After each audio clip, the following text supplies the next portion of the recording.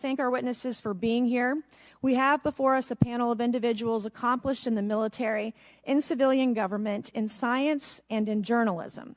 Some of the testimony you will hear them deliver today does not reflect well on influential individuals and agencies within the U.S. federal government and perhaps some of our contractors. It's never easy to present such information publicly. So I appreciate our witnesses voluntarily agreeing to being here today. This hearing is intended to help Congress and the American people to learn the extent of the programs and activities our government has engaged in with respect to UAPs and what knowledge it has yielded. This includes, of course, any knowledge of extraterrestrial life or technology of non-human origin. If government-funded research on UAPs has not yielded any useful knowledge, we also need to know those facts. Taxpayers deserve to know how much has it been invested, how much has been spent. They shouldn't be kept in the dark to spare the Pentagon a little bit of embarrassment. The reality is, despite their enormous taxpayer-funded budgets, the transparency of the Defense Department and the intelligence community have long been abysmal. The Pentagon has failed 6 consecutive audits. In fact, it's never actually passed one.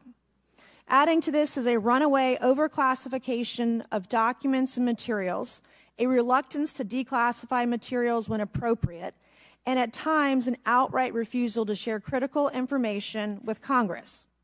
In short, it's not a track record that instills trust. So Congress has tried in recent years to lift the veil and find out if information about UAPs is being withheld, not only from the American public, but also from their elected representatives in Congress. Part of the transparency effort was legislation created in the Pentagon, the All-Domain Anomaly Resolution Office, or AEREO, but the new office is struggling to get its footing. A recent statutorily required report from AEREO intended to illuminate the government's historic assessment of UAPs was heavily criticized by those seeking UAP transparency. The report has stoked suspicions AEREO is unable, or perhaps unwilling, to bring forward the truth about the government's activities concerning UAPs.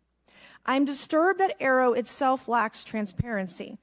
Even its budget is kept from the public. So if there is no there, then why are we spending money on it, and by how much? Why the secrecy if it's really no big deal and there's nothing there?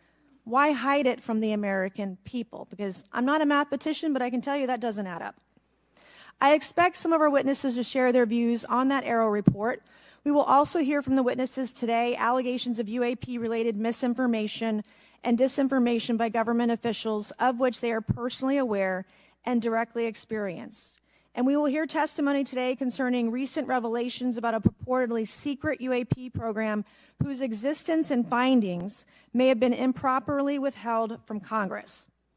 But before we get to the witnesses, we're going to have a few more opening statements from our colleagues. And one thing I wanted to add at the end of my closing statement is there is a document that will be entered into the congressional record today.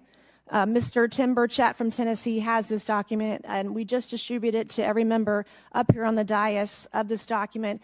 But this is going to be the original document from the Pentagon about Immaculate Constellation that Michael Schellenberger delivered to Congress today. So thank you, Mr. Schellenberger, for this information. We are all reading it in real time now, and Mr. Burchett will enter it into the record. But 12 pages about this unacknowledged special access program that your government says does not exist. So with that, I would acknowledge my colleagues, Mr. Garcia. I want to say, first of all, to Mr. Connolly, who cannot be here today, the ranking member on my subcommittee on cybersecurity, I want to say that I was greatly saddened to hear about the recent news of Mr. Connolly's cancer diagnosis, and I want to convey to him and to all of our colleagues, we wish our very best to you and a full and speedy recovery. And with that, I would acknowledge Mr. Garcia for 5 minutes. Thank you. Thank you very much, Chairwoman. I want to thank the Chairwoman and the Chairman both for their continued support and really treating this this discussion and these hearings in a way that's bipartisan. I think one thing that's very important for all of us that are interested in the conversation around UAPs is that this is an area that both Republicans and Democrats, where we may disagree in a lot of other spaces, this is an area where bipartisanship is really important. And in fact, I would add it's critical that we all continue to work together in a way that moves forward with the truth and important disclosure. So we're here to have a bipartisan and serious conversation, I believe, about our national security. We should always ground these conversations in facts, evidence, and the data in front of us. I want to note that we have our witnesses here. I want to thank you all for being here, and note that also amongst you have folks that have also served us in our military. And I know that for many of you this has been a difficult process, but I'm very grateful to have you with us today, and I thank you for joining us. I also want to note that today's hearing builds on a quite, I think, also historic public hearing that we had many months ago that Mr. Grothman and others helped lead in this very same hearing room, where I believe we began a really important public conversation about UAPs. And so I want to thank him for that, and I especially want to thank Chairwoman Mace for her continued advocacy on this topic. I also want to start with some facts. We know that there are objects or phenomena observed in our airspace, as our witnesses will testify, and also possibly in our oceans. In many cases, we don't know what they are, and this is, of course, why we're discussing UAPs. Now, the All-Domain Anomaly Resolution Office, AEREO, has reported hundreds of UAPs that remain, quote, uncharacterized and unattributed, and which, quote, appear to have demonstrated unusual flight characteristics or performance capabilities and require further analysis. This is our own AEREO office. Now, we shouldn't prejudge what they might be. I'm certainly not going to. We need evidence. But what we are detecting things, and we know that we don't understand them, and this is worth investigating. Now, the American people have legitimate questions, and I believe it's critical that Congress should help address them. This is about the truth and science and facts. Now, transparency and faith in our institutions is vital in a good democracy. Now, I'm proud to say that this hearing will build on that important bipartisan work, and I want to thank everyone for being involved, including members of our committee. Now, in our last hearing in July, we heard testimony that a significant number of pilots of major airlines have witnessed UAPs as well, but have no real confidential way of reporting them to the government. We heard that commercial pilots who encounter UAPs may be hesitant to speak openly due to stigma or fear of retaliation. We also know that AEREO has reported that, and I want to quote, that most reports still reflect a bias towards restricted military airspace, a result of reporting from military personnel and sensors present in such areas. And so the lack of ability for civilian pilots raises real safety concerns and limits our ability to understand UAPs. This is a particular piece of this conversation that I am very interested in. Now, our last hearing inspired us to introduce the Safe Airspace for Americans Act, joined by Chairman Grothman, Chairwoman Mace, and a bipartisan group of co-sponsors. I see some of our leaders from Safe Airspace for Americans Act here, and that would create a safe reporting for UAP process, which we want to continue to do. Now, members of both parties and senior officials in multiple administrations have now taken an interest in this issue. Mainstream media, in many cases, are beginning to take more of an interest in this issue, and we should all be proud to carry that work and build confidence for the American people. I believe we can always be more transparent. To me, this hearing and others are simply about the truth and getting to the facts of what these UAPs actually are. It's very important that we show that Democrats and Republicans in Congress can work together to cut through misinformation and look for a serious and thoughtful way to have the discussion in public. Many of us have also called for additional public hearings to discuss UAPs. This should be a topic that continues on throughout the Congress so that we can gather more information, data, and work with the relevant agencies to gather more information. Finally, just want to add that those that are here on this dais, many of us have participated also in classified briefings as well, and where we have also gained a lot of important, I think, and interesting information, at least I personally have. And so with that information, we want to continue today's hearing, and I thank all of our witnesses for being here. And with that, I'd like to yield back. Thank you, Mr. Garcia, and I'd now like to recognize Mr. Grothman for a 5-minute introduction. Thank you. Good morning. I'd like to thank our witnesses for being here one more time. This is a topic I've been interested in since 8th grade. I'd like to thank Ms. Mace for working with me on this topic and for making this a joint subcommittee hearing. Last year, the Subcommittee on National Security, the Border and Foreign Affairs held an historic hearing to understand the potential national security risk of unidentified anomalous phenomena, or UAPs. We heard from former Navy Commander David Fravor, who shared firsthand experience with the UAP he engaged while on duty in the Pacific. We learned from David Gresh, a former member of the intelligence community, who revealed the supposed existence of secret government programs hidden from congressional oversight. Additionally, former military pilot Ryan Graves informed us of the limited ways in which the military and commercial pilots can report UAP sightings. Since that last hearings, I've led several briefings with government agencies to deepen my understanding with these issues. First, the Department of Defense Inspector General's Office informed us that the Department of Defense does not have a streamlined process for service members to report UAP activity. Since then, the Joint Chiefs have implemented standards for UAP reporting across the services. The Intelligence Community Inspector General informed us that whistleblowers often fear retaliation for reporting mismanagement of highly sensitive government projects or information. Finally, AERO has expressed to the committee that, like any other federal government agency, it's faced challenges in its establishment, specifically in hiring staff to manage UAP historical records and coordinating with other federal agencies. While these agencies have been helpful to us in understanding the challenges that come from collecting UAP data, none of them have been able to substantiate the claims made at this hearing last year by David Grush. Despite our committee members endlessly questioning these agencies inside and outside of a SCIF, I hope our witnesses today will be able to provide evidence and content that is worthwhile to our pursuits of eliminating government waste and increasing transparency. To help alleviate some of the roadblocks, I'm supportive of measures that were included in last year's National Defense Authorization Act to increase transparency and improve record-keeping measures when it comes to UAPs. But I believe there's still more work to go. I co-led the Safe Airspace for Americans Act with Ranking Member Garcia, which requires the Federal Aviation Administration to develop procedures to collect UAP data from civilian aviators.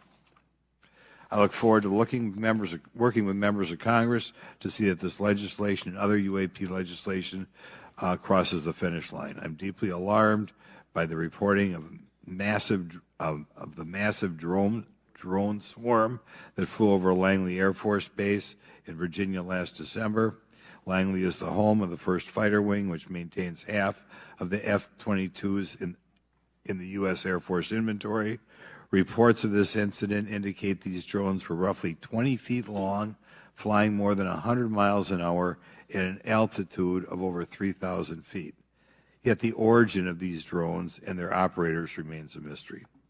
This incident and other sightings near sensitive military installations highlights the complexity of the UAP challenge facing our intelligence, defense, and homeland security committees.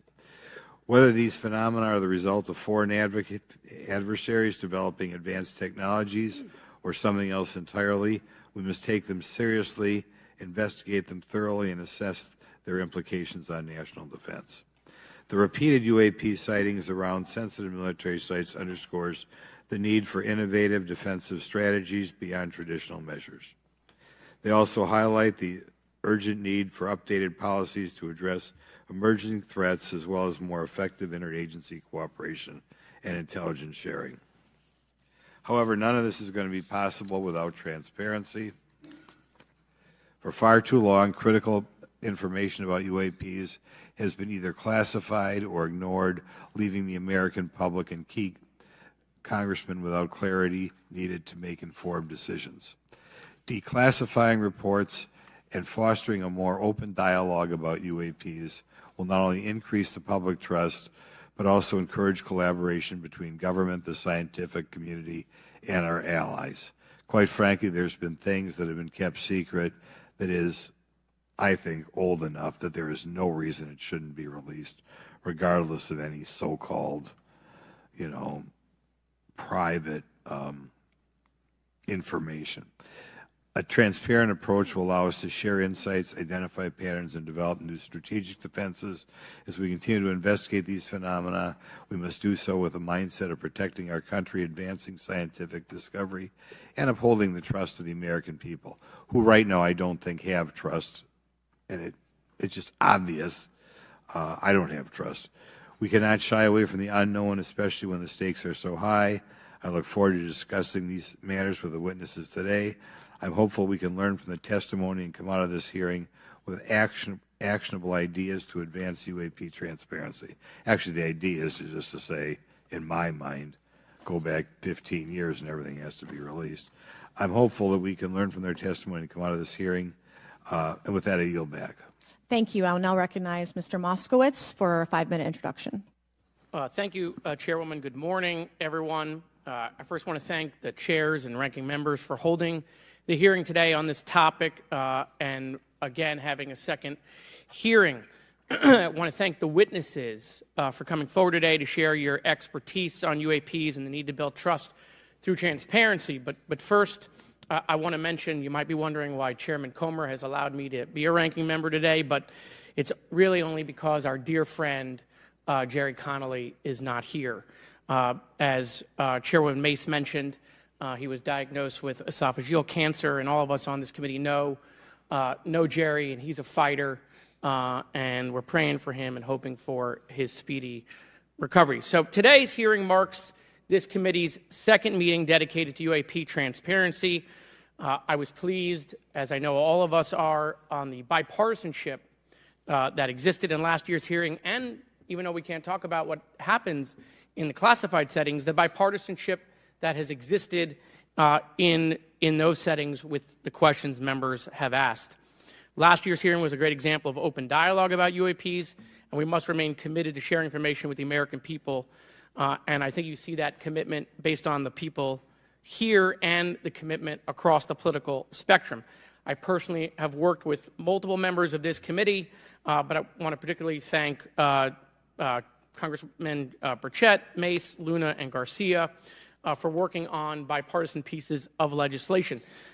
In recent years, Congress has taken numerous bipartisan steps towards greater transparency. In 2022, in the NDAA, we created the All-Domain Anomaly Resolution Office to investigate unidentified flying objects.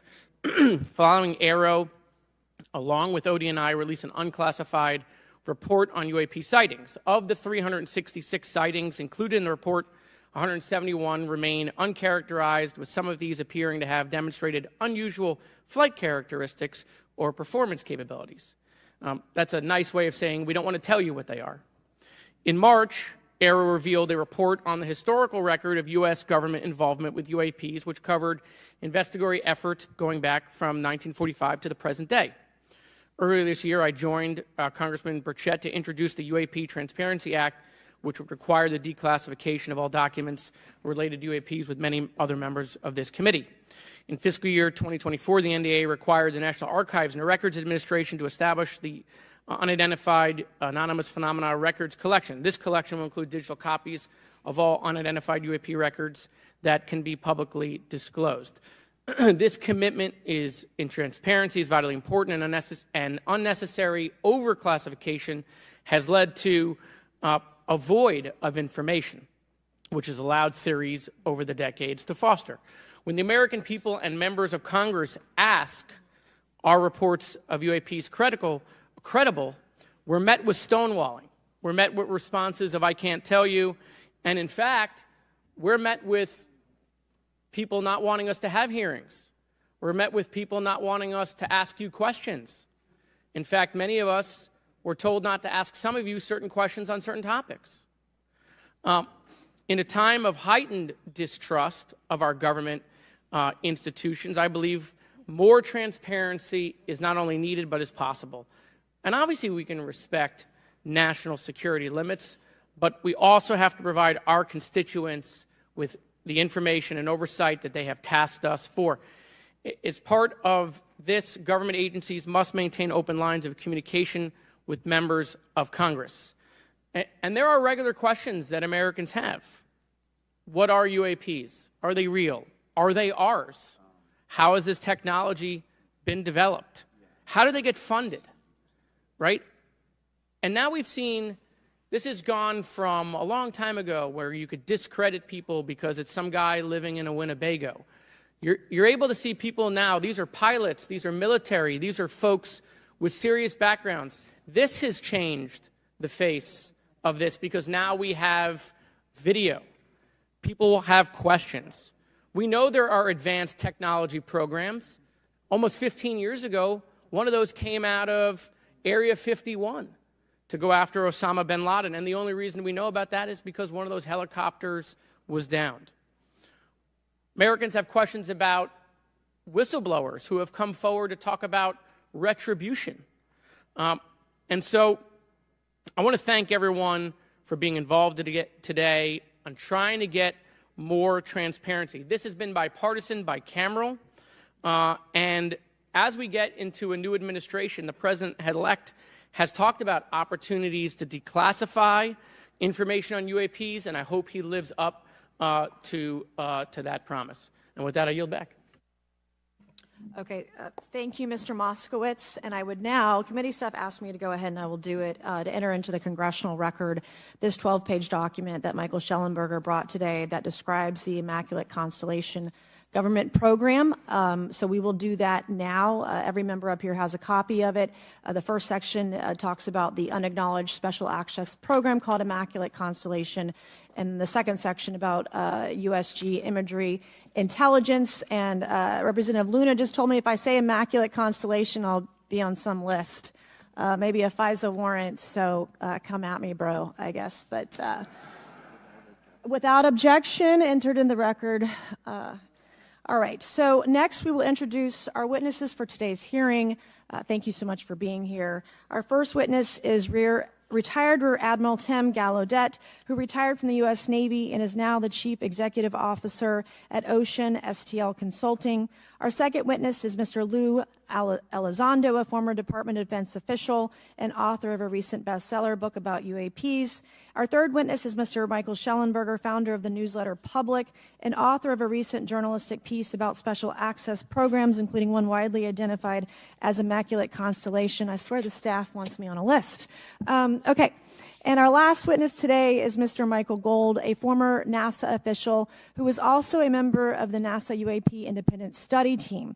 Welcome, everyone. We are pleased to have you today. Pursuant to Committee Rule 9G, the witnesses will please stand and raise your right hands. This is where it gets real. Do you solemnly swear to affirm that the testimony that you are about to give is the truth, the whole truth, and nothing but the truth, so help you God? Let the record show that the witnesses all answered in the affirmative. We appreciate all of you being here today and look forward to your testimony. Let me remind the witnesses that we have read your written statements and they will appear in full in the hearing record. You guys may be seated. Please limit your oral statements to 5 minutes. As a reminder, please press the button in front of you so the microphone is turned on so that everyone in the room, members included, can hear you. When you begin to speak, the light in front of you will turn green. After 4 minutes, the light will turn yellow. When the red light comes on, your 5 minutes has expired, and we would ask that you please wrap it up. So I will first recognize Rear Admiral Rothman, Ranking Members Connolly and Garcia, and members of the committee. Thank you for this opportunity to testify today regarding unidentified anomalous phenomena, or UAP. Confirmation that UAPs are real came to me in January of 2015 when I was serving as the commander of the Navy Meteorology and Oceanography Command. At the time, my personnel were participating in a pre-deployment naval exercise off the U.S. East Coast. It included the USS Theodore Roosevelt Carrier Strike Group, and this exercise was overseen by the United States Fleet Forces Command, led by a 4-star admiral who at the time was also my superior officer. During this exercise, I received an email on the Navy's secure network from the operations officer of U.S. Fleet Forces Command. The email was addressed to all the subordinate commanders, and the subject line read in all capital letters,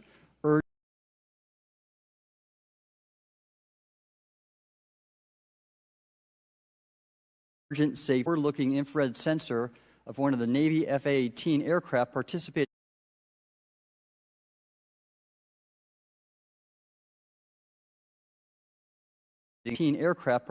in the exercise. The now declassified video showed an unidentified object exhibiting flight and structural characteristics unlike anything in our arsenal. The implication of the email was clear. The author was asking whether any of the recipients were aware of classified technology demonstrations that could explain these objects. Because the DoD policy is to rigorously deconflict such demonstrations with live exercises, I was confident this was not the case.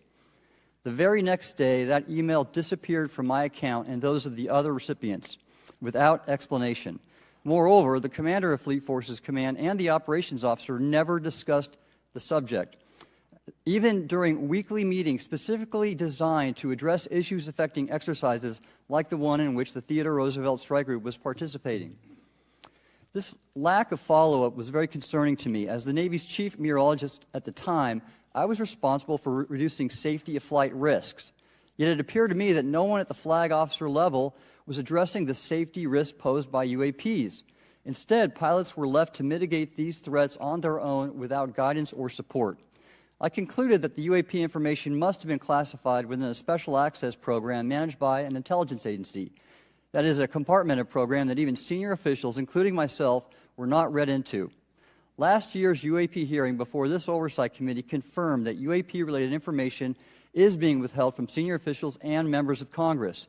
And just this week, I learned from former DoD official Chris Mellon that satellite imagery of UAP from a few years ago signed a non-disclosure agreement regarding UAPs, and now as a private citizen, I've become an advocate for greater UAP transparency from the government. The continued overclassification surrounding UAPs has not only hindered our ability to effectively address these phenomena, but has also eroded trust in our institutions.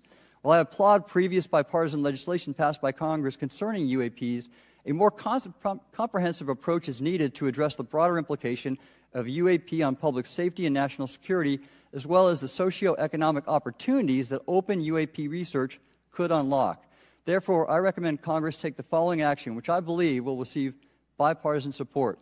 First, establish robust oversight of the executive branch's management of UAP information by directing key officials, beginning with the director of the DoD's All-Domain Anomaly Resolution Office, to provide comprehensive briefings on what the government knows about UAP and does not know. Two, enact the provisions of the UAP Disclosure Act that establish a UAP Records Review Board to ensure independent oversight, transparency, and accountability in the government's handling of UAP information. And three, strengthen the UAP Disclosure Act and future reauthorizations with provisions that mandate a whole-of-government approach to addressing UAP. In closing, I will share my personal reasons for speaking out on this topic. First, as a former science agency leader, having led the National Oceanic and Atmospheric Administration, I've always sought the truth in human knowledge and thought. Now that we know UAP are interacting with humanity, and these include unidentified submerged objects in the ocean, we should not turn a blind eye, but instead boldly face this new reality and learn from it. Additionally, at a time when leaders in government leave much to be desired, I feel obligated to show moral leadership on this issue of UAP disclosure by validating the credibility of the courageous men and women who have come out as witnesses and whistleblowers to expose the truth. My speaking out has encouraged others to do the same, and it's my hope over time that a number of your constituents will want to know the truth and about UAP, and this number will increase to such an extent that the congressional action I have just recommended will become inevitable. Thank you, and I look forward to your questions. Thank you. I will now recognize Mr. Elizondo for his opening statement. Greetings, Chairwoman Mace, Chairman Grothman, Ranking Members Connolly and Garcia, and members of the committee. It is my honor and privilege to testify before you on the issue of unidentified anomalous phenomenon, formerly known as UFOs. On behalf of our brave men and women in uniform and across the intelligence community, as well as my fellow Americans who have awaited this day, thank you for your leadership on this important matter. Let me be clear. UAP are real. Advanced technologies not made by our government or any other government are monitoring sensitive military installations around the globe. Furthermore, the U.S. is in possession of UAP technologies, as are some of our adversaries. I believe we are in the midst of a multi-decade secretive arms race, one funded by misallocated taxpayer dollars and hidden from our elected representatives and oversight bodies. For many years, I was entrusted with protecting some of our nation's most sensitive programs. In my last position, I managed a special access program on behalf of the White House and the National Security Council. As such, I appreciate the need to protect certain sensitive intelligence and military information. I consider my oath to protect secrets as sacred, and I will always put the safety of the American people first. With that said, I also understand the consequences of excessive secrecy and stovepiping. Nowhere was this more apparent than in the aftermath of 9/11, which many of us remember all too well. I believe that America's greatness depends on three elements: A watchful Congress, B, a responsive executive branch, and C, an informed public. Over the last decade and a half, I learned that certain UAP programs were and are operating without any of these elements. Although much of my government work on the UAP subject still remains classified, excessive secrecy has led to grave misdeeds against loyal civil servants, military personnel, and the public, all to hide the fact that we are not alone in the cosmos. A small cadre within our own government involved in the UAP topic has created a culture of suppression and intimidation that I've personally been victim to, along with many of my former colleagues. This includes unwarranted criminal investigations, harassment, and efforts to destroy one's credibility. Most Americans would be shocked to learn that the Pentagon's very own Public Affairs Office openly employs a professional psychological operations officer as the singular point of contact for any UAP-related inquiries from citizens and the media. This is unacceptable. Many of my former colleagues and I have provided classified testimony to both the Department of Defense and the Intelligence Community Inspector General, and many of us have subsequently been targeted by this cabal with threats to our careers, our security clearances, and even our lives. This is not hyperbole, but a genuine fact, and this is wrong. To fix these problems, I propose 3 principal actions. First, Congress and the President should create a single point of contact responsible for a whole-of-government approach to the UAP issue. Currently, the White House, CIA, NASA, the Pentagon, Department of Energy, and others play a role, but no one seems to be in charge, leading to unchecked power and corruption. Second, we need a national UAP strategy that will promote transparency and help restore the American public's trust at a time when the public's trust is at an all-time low. This strategy should include a whole-of-government approach, including the academic and scientific communities, the private sector, and our international partners and allies. Third, Congress should create a protected environment so whistleblowers desperate to do the right thing can come forward without fear. As it currently stands, these whistleblowers suffer because of stigma, a code of silence, and concerns about retaliation. These whistleblowers should be encouraged to come forward in ways that protect them against any forms of retaliation. Policies and procedures should ensure that protection, and for those who refuse to cooperate, it is up to the members of this committee and the other lawmakers to wield their subpoena power against hostile witnesses and prevent additional government funding to those UAP efforts that remain hidden from congressional oversight. In closing, we as Americans have never been afraid of a challenge. In fact, we thrive on them, whether it's eradicating polio or going to the moon. We don't run from a challenge, we take it head on. To the incoming administration and Congress, I say to you, we need immediate public transparency, and this hearing is an important step on that journey. If we approach the UAP topic in the same way as we as Americans have met other challenges, we can restore our faith in our government institutions. Together, we can usher in a new era of accountable government and scientific discovery. I believe that we as Americans can handle the truth, and I also believe the world deserves the truth. Thank you, esteemed members of Congress, for your time today. It is profoundly appreciated by many. Thank you. I ask unanimous consent for Representatives Ogles of Tennessee and Boebert of Colorado to be waived onto the subcommittee for today's joint subcommittee hearing for the purpose of asking questions. Without objection, so ordered. I would now like to recognize Mr. Schellenberger for his introductory remarks. Chairwoman Mace, Chairman Grothman, Ranking Member Connolly, Ranking Member Garcia, members of the subcommittees, thank you for inviting my testimony. One of Congress's most important responsibilities is oversight of the executive branch in general and the military and intelligence community in particular.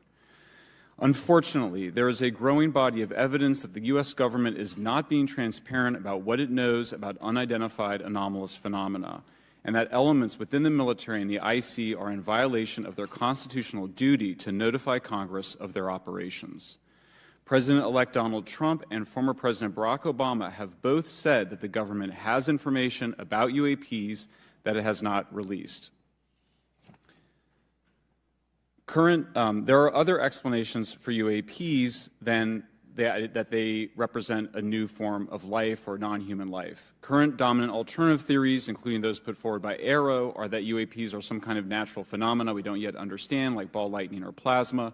They could also be part of some new U.S. or foreign government weapons programs, such as drones, aircraft, balloons, CGI, hoaxes, or birds. Whatever UAPs are, Congress must be informed, as must the people of the United States. We have a right to know what UAPs are, no matter what they are. However, we now have existing and former U.S. government officials who have told Congress that AERO and the Pentagon have broken the law by not revealing a significant body of information about UAPs, including military intelligence databases that have evidence of their existence as physical craft. One of those individuals is a current or former U.S. government official acting as a UAP whistleblower. This person has written a report. This is the report that says the executive branch has been managing UAP NHI issues without congressional knowledge, oversight, or authorization for some time, quite possibly decades. Furthermore, these individuals have revealed the name of an active and highly secretive DoD unacknowledged special access program, or USAP. The source of that document told me, that the USAP is a strategic intelligence program that is part of the U.S. military family of longstanding, highly sensitive programs dealing with various aspects of the UAP problem. The new UAP whistleblower claims that the U.S. military and IC database includes videos and images taken using infrared, forward-looking infrared, full-motion video, and still photography.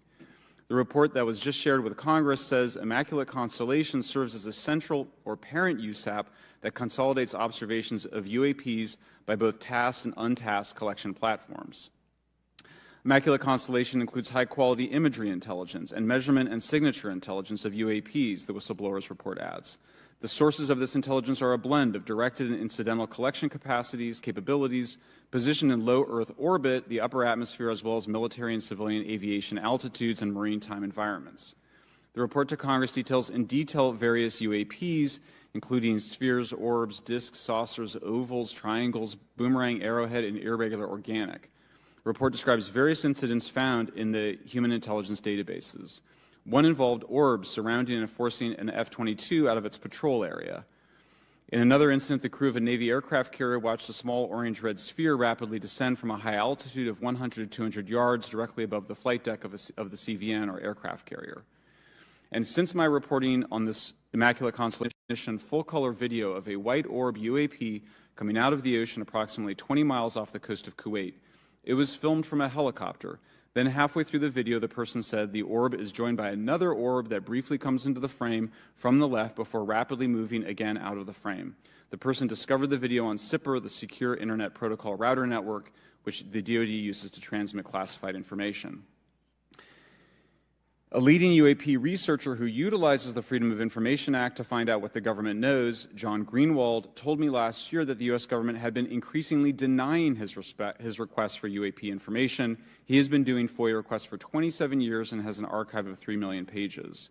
The government has for decades denied any interest in UFOs, he told me, but the documents that he has assembled show that behind the scenes it was a completely different story. Contrary to the hopes of many advocates of transparency, the government has been restricting more information since the leak of 3 UAP videos in 2017. The DoD organization AERO has been labeling many documents with a B7 exemption, which Greenwald says does not make any sense. They're stating that anything AERO does is involved in law enforcement investigation, which allows AERO to not release it. Greenwald says that the DoD has denied the existence of a UAP and ATIP-related records on multiple occasions, only to acknowledge them after an appeal was filed. He added that the Naval Air Systems Command in March 2022 stated they found no additional UAP videos. It seemed strange that they had 3 and only those 3, but other requests had been filed by the Black Vault, that's John Greenwald's group, to seek out more places UAPs might be hiding. Then in September 2022, the Navy admitted that the UAP-related videos and photographs existed, but denied the request in full for their release, saying that the requested videos contain sensitive information that are classified and exempt from disclosure. The DoD will deny things on a Monday and then admit to it on a Friday, said Greenwald. He said the government can and does release videos that protect secret methods of capturing it. They fall back on the sensitive platform excuse a lot, he said. However, the on-screen information can be blurred and scrubbed. The metadata can be removed. I'll show you this example here. This is a presentation from the UATP task force.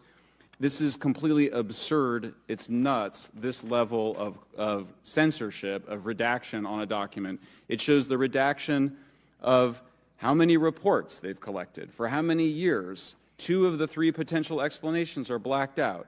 The Pentagon, the intelligence community is treating us like children. It's time for us to know the truth about this. I think that we can handle it. Thank you very much. Thank you. I would now like to recognize Mr. Gold for 5 minutes. Thank you, Chairwoman Mace, Chairman Grothman, Ranking Members Connolly and Garcia, Representative Moskowitz, and distinguished members of both subcommittees. I'm grateful to all of you, as well as your intrepid staff, for the opportunity to testify, and would like to begin by discussing courage. Courage is what it takes to tackle this topic, and courage in the face of adversity is what I see in front of me, beside me, and behind me. Per my introduction, I am currently the Chief Growth Officer at Redwire Space and have had several leadership positions at NASA. That being said, I want to be clear that I am speaking exclusively on my own behalf and not for Redwire, NASA, or any other organization. However, I am here today to speak out for science. Science requires data, which should be collected without bias or prejudice. Yet, whenever the topic of UAP arises, those who wish to explore the phenomena are often confronted with resistance and ridicule. For example, members of the NASA UAP Independent Study Team, particularly those in academia, were mocked and even threatened for simply having the temerity to engage in the study of UAP. Our best tool for unlocking the mystery of UAP is science, but we cannot conduct a proper inquiry if the stigma is so overwhelming that just daring to be part of a NASA research team elicits such a vitriolic response. Therefore, one of the most important actions that can be taken relative to exposing the truth of UAP is to combat the stigma. And this is where I believe that NASA can be eminently helpful. The NASA brand is synonymous with hope, optimism, and credibility. If you were to take a walk down the National Mall, you would immediately see the NASA logo on T-shirts, hats, and bumper stickers. Few federal agencies enjoy this kind of popularity. I've never seen anyone wearing an Office of Personnel Management T-shirt, which is why NASA could play such an influential role. Specifically, NASA could, with relatively little cost and effort, host symposia on UAP, or even just participate in existing panels examining the topic. NASA personnel stepping forward and participating in such discussions would make a powerful statement to the scientific community that UAP should be taken seriously and researched accordingly. In regard to research, NASA has vast archives, much of which may contain important UAP data. Again, for relatively little cost and effort, NASA could create an AI or ML algorithm that could search the agency's archives for anomalous phenomena. I suspect that such an effort would not only result in information that will help us to understand UAP, but could result in data that will assist in other areas of scientific inquiry, such as anomalous weather or meteorite activity. Beyond its existing archives, NASA could act as a clearinghouse for civilian and commercial UAP data. During my work on the UAP Independent Study Team, it quickly became evident that there is no clear or well-publicized process for civilian pilots to report UAP sightings. The stigma associated with UAP hampers the number of pilots that would report such phenomena, but even for those who overcome the stigma, I believe the current FAA guidance is largely unknown and poorly understood. In order to effectively collect UAP data, the independent study team recommended the use of NASA's Aviation Safety Reporting System, or ASRS. This system, which is administered by NASA and funded by the FAA, provides a confidential means for the reporting of safety violations in a voluntary and non-punitive manner. Over 47 years, the ASRS has collected nearly 2 million reports. ASRS is the perfect tool to collect UAP data, which could then be collated by NASA and shared with the public at large. Leveraging ASRS could create a treasure trove of UAP data, potentially hundreds of thousands of reports, supporting this hearing's goal of exposing the truth. And I'm grateful to our two co-chairs and other members who have already incorporated this idea into proposed legislation. At this hearing, and as others have demonstrated, the UAP issue is justifiably dominated by national security and defense. However, I would urge the subcommittees to keep in mind the numerous ways that NASA and the FAA, as well as commercial activities in the air, in space, and in the water, can generate a massive amount of invaluable data on anomalous phenomena. I cannot help but be excited by the potential for such an endeavor, since scientific discovery is driven by anomalies. It's the existence and study of anomalies that led to the theory of relativity, quantum mechanics, and nearly all of humanity's scientific breakthroughs. This is why the study of UAPs should be embraced, since whatever is occurring, the chance to garner new knowledge should never be ignored. We must be thorough in collecting information, fearless in making conclusions, and open to following the data, no matter how mundane or extraordinary the results may be. I began this testimony by praising the Joint Subcommittee members for their courage, and I will end by echoing that sentiment. As the saying goes, the truth is out there. We just need to be bold enough and brave enough to face it. Thank you. Thank you. Thank you all. I will now recognize myself for 5 minutes of questioning. I have a lot of questions, and I have a lot of witnesses. So I would just ask if it's yes or no to please just tell me yes or no.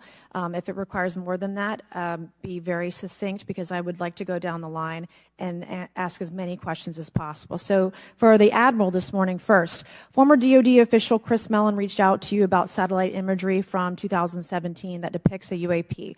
What were the dates in 2017 when this occurred? I can't share with you the details, ma'am, but I can do it in a closed setting, and I can also tell you the agency that wrote a report on it. Okay, so who has the imagery? I can tell you that in a closed setting. Can you describe what was depicted in the satellite imagery? Just a description. It was a UAP, ma'am. That's it? No other description? The term that the analysts used, they called it the button. It was a disc-shaped object. Okay, where was it? I can't tell you that, ma'am. Okay. All right. Okay, Mr. Elizondo, you state in your testimony that, quote, advanced technologies not by our government or any other government are monitoring sensitive military installations around the globe, end quote. If these technologies are not made by any government, who's making them? Private companies, or are you implying they are crafted by a non-human intelligence? Well, ma'am, that's precisely why we're here. The problem is that, temporally speaking, over decades, not just the last 10 years, to put this in perspective, are these private companies you're implying, or is this non-human intelligence? It may be both. Okay. When it comes to Blue Force Technologies, I would not be able to discuss okay. that. Are you read into secret UAP crash retrieval programs?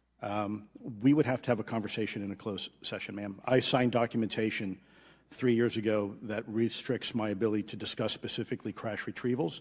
I submitted for my book through the DOPSR process, which took a year for it to be reviewed. And what is in the book is what I was told I'm allowed to talk about. Has the government conducted secret UAP crash retrieval programs, yes or no? Yes. Okay. Were they designed to identify and reverse engineer alien craft, yes or no? Yes. Does the U.S. government have any reverse, okay, we already answered that question about retrieval programs. Do any U.S. contractors have the same? I would prefer to address that in a closed session, ma'am. Okay. In your book, you mentioned government employees who've been injured by UAPs, placed on leave, and receiving government compensation for their injuries. Is that correct? That is correct. How can the government deny we have recovered craft if they're paying people because they've been injured by recovered craft? Ma'am, that's a great question. That's why I think we're here again, because I've seen the documentation by the U.S. government for several of these individuals who have sustained injuries as a result of a UAP incident. It's a crazy idea, right? The hypocrisy and the logic. Okay, Mr. Schellenberger, I'm going to say it again to be very clear. Immaculate Constellation. What's its mission and how are they funded? Its mission is to, as I stated, its for your story and your report, do you have more than one credible source? I do. Sourcing, okay. I do. And then why do you believe your sources to be credible? How do you judge the veracity of the documentation you've been provided about this program? I checked the sources, and they are who they say they are. They are current or former government officials. Mm-hmm. I wanted to also add that I did not specify that they were Defense Department employees. I didn't specify the agency nor the gender. Would they have included non-government employees, people that aren't employed by the government? These are, I'm comfortable saying that these are government or previously government employees. Any of them currently employed by a private contractor or private contractors? I'd rather not say. Okay. What's the key takeaway, just a few seconds, about the Immaculate Constellation document you provided us today? I think that what the American people need to know is that the U.S. military and intelligence community are sitting on a huge amount of visual and other information, still photos, video photos, other sensor information, and they have for a very long time. And it's not those fuzzy photos and videos that we've been given. There's very clear high images, res, high resolution. How many visuals, graphics, videos, photos? I mean, I've been told hundreds, maybe thousands. I mean, I also wanted to say, because there was some conversation around concern around the revealing of these materials, revealing the source collections, but some of these are shot from helicopters using normal videos of oceans. I just think that's absurd that somehow you're going to be revealing some secret U.S. technology by revealing that you've photographed orbs off the coast of Kuwait. Okay, thank you. I have 8 seconds. Mr. Gold, did the NASA independent study team get briefed on what you call OSAP? Very quickly. I flagged the Advanced Aerospace Weapons System Classification Program to our chair and our DFO. We did not get briefed, but I believe it is definitely worth looking into. That was probably the largest UAP review effort ever, and I think produced a lot of interest data, including revealing Nimitz. I don't know if my fellow witness Lou might want to. He did yeoman's work on it. Might want to comment. Okay. All right. I'm going to turn to Mr. Moskowitz, who will be recognized for 5 minutes of questioning. Thank you, Madam Chairwoman. So, Mr. Gold, you gave a whole diatribe for a couple of minutes about UAPs, science, data collection, stigma. A lot of non-believers in all of this would just ask a very simple question. Why? Why is it so hard? Right? Like, why are people, anytime they ask, why are they always thwarted? Why are they always judged? Why is they always have misinformation spread? Why is there always retribution? Why is it always met with an ear? What's the why? If it doesn't exist, why is it such a problem? I think if you go through the history of science, Representative, it is always difficult for breakthroughs and new information, regardless of whether it's UAP or any other kind of discovery. And in science, we're supposed to be open, but when you break with the orthodoxy of what's believed, whether it's Galileo saying that the Earth doesn't rotate or the Earth rotates around the sun or the sun doesn't rotate around the Earth, it's always challenging for new beliefs. And the more extraordinary those discoveries, the more extraordinary those new beliefs, it's very difficult. So I think this is natural. There's natural conservatism that when it comes to science, but this issue in particular has been very difficult where, again, even to attempt to study it becomes problematic. But every hearing like this, every news report, every video, documentaries, I was privileged to be a part of something Dan Fair is putting together. I think many of us have interviewed for it, documentary over 30 different government officials. Every brick in the wall will help get us closer to getting to the truth. I appreciate that. Mr. Elizondo, did I have that correct? Sir. I'm a recovering lawyer, so I'm going to put my hat on for a second. You said you signed a document. Love that. Who gave that to you? The U.S. government, sir. Okay, you have a copy of it? It is stored in a SCIF right now. I do not have possession of it. The U.S. government does. What department of the U.S. government gave you this document? I will say the Department of Defense. Unfortunately, I can't say in this forum much more than that. You specifically said the document said you can't talk about crash retrieval. Well, you know, you can't talk about Fight Club if there's no Fight Club. Correct. Okay, I'm just making an observation. Yes, sir. So that document that you signed, that you said exists, specifically said you can't talk about crash retrieval. Correct, sir. It was a limitation on because already I'd been speaking publicly about the topic, and so the document said you can continue saying X, Y, Z, but you cannot discuss the topic. When you of crash give retrievals. me the atmosphere of signing this document. You're in a room by yourself? I'm in a SCIF with a security officer, sir. Just one-on-one? Anybody else? There may have been an assistant as well. It was in a SCIF within a Department of Defense facility. Give me your background real quick. My background is I went to school to study microbiology and immunology, entered into the U.S. Army, and after a very short stint in military intelligence, I became a counterintelligence special agent. As a civilian, later on I became a special agent in charge, running investigations in counterterrorism and counterespionage primarily, with some experience in counterinsurgency and counternarcotics. And then in 2009 timeframe, when I came back to the Pentagon after a tour with the Director of National Intelligence, I quickly became part of a program that was originally called OSAP that evolved into the program now called ATIP, which is where those videos that we now see, the Go Fast, the Gimbal, the FLIR, that was part of our effort, sir. Right. So you're not some conspiracy theorist. You actually have a legitimate background. Well, sir, I'm certainly not a conspiracy theorist. I'm fact-based, just say facts. So when you're in this room, I want to paint the picture of everybody. You're in this room, you're by yourself, you're in a SCIF, you're handed a document. How long is the document? It's about a page front and back. So basically you have some things they call trigraphs, which I cannot, again, talk to. How long were you given to sign the document? As long as I need it, sir. And what if you didn't sign it? Well, I suspect there'd be repercussions. I wouldn't have access to certain information. Were you allowed to ask a lawyer, or weren't allowed to ask for a lawyer to review the document? It wasn't an option, but they probably wouldn't have allowed me to, because the document itself is pretty explicit about you have to be. Wait, you're putting me in an interest. Let me try to thread the needle here. There are certain documents that we have in the U.S. government that allow people to have access to certain programs, whether it's a special, and I'm going to be very generic here, whether it's a special access program or a controlled access program, SAP, CAP, whatnot. How many people have to sign that document? It depends how many people are going to get access to the information, sir. Okay. Last question. Doctor, real quick, can you tell us about the Omaha incident in greater detail? I've read your background, right? Some people would label you as a member of the deep state, since you worked in government for a long period of time. But can you tell us more about that incident? You've written a lot about that. I wrote a lot about incidents like it, Congressman, but that specific incident involved the USS Omaha, the littoral combat ship of the U.S. Navy operating off Southern California. I don't remember the exact date. It was within the last decade. And what the watchstanders on the bridge observed was a UAP, again, something that was aloft but had no observable exhaust or control surfaces. So it was something that couldn't be explained.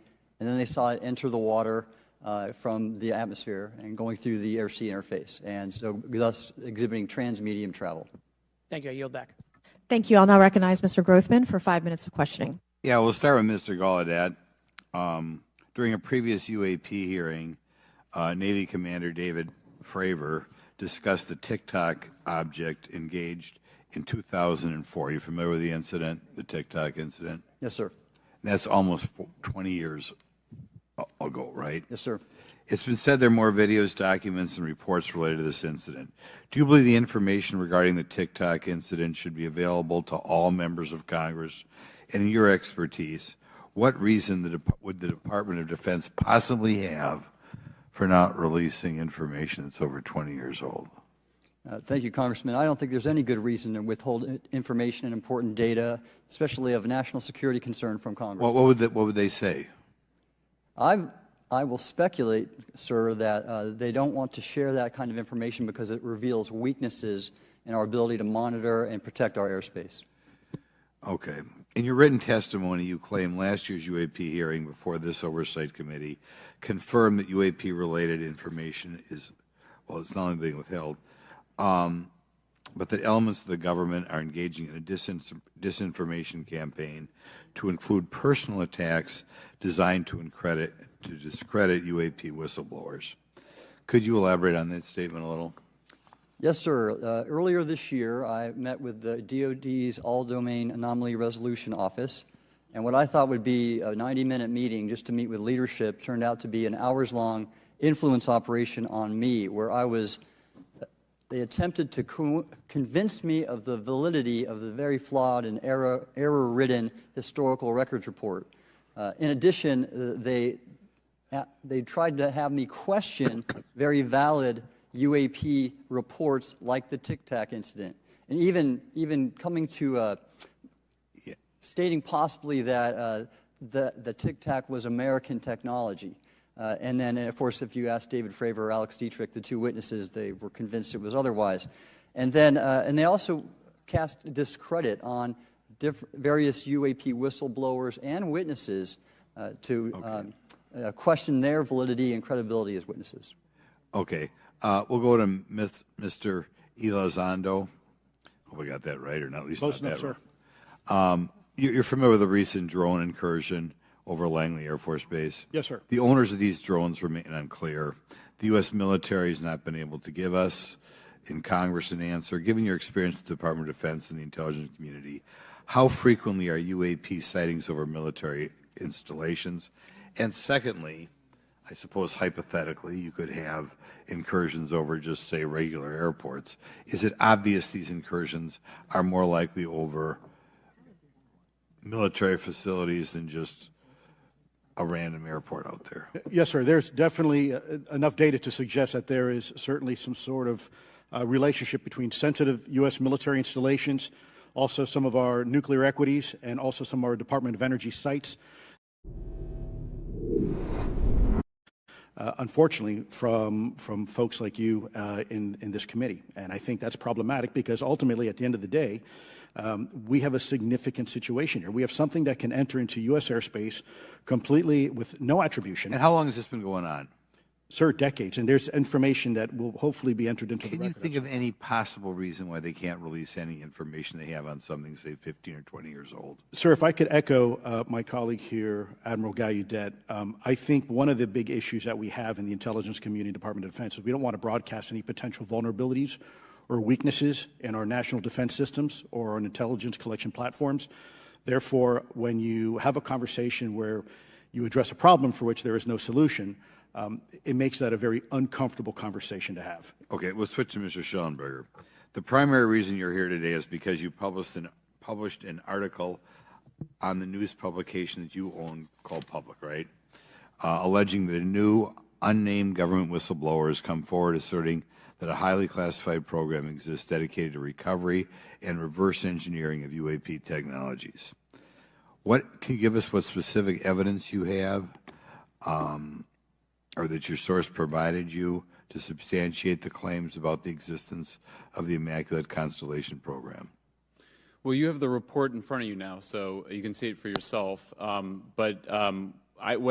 checked the report, and I did not find it based on existing cases. It was new cases for me. I hadn't found anybody. So that answered for me that it was not obviously circular reporting, which is one of the big concerns in this space.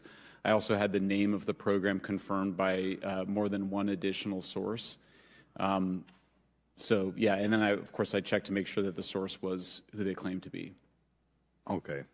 I should also say that when I said before it was this database, it is a much broader program than that. It also includes human intelligence, and then, as you mentioned, the retrieval and the reversal. Any knowledge of what country these things originated in? No, I have no idea. Okay. Okay, I will now recognize Mr. Burchett for 5 minutes of questions.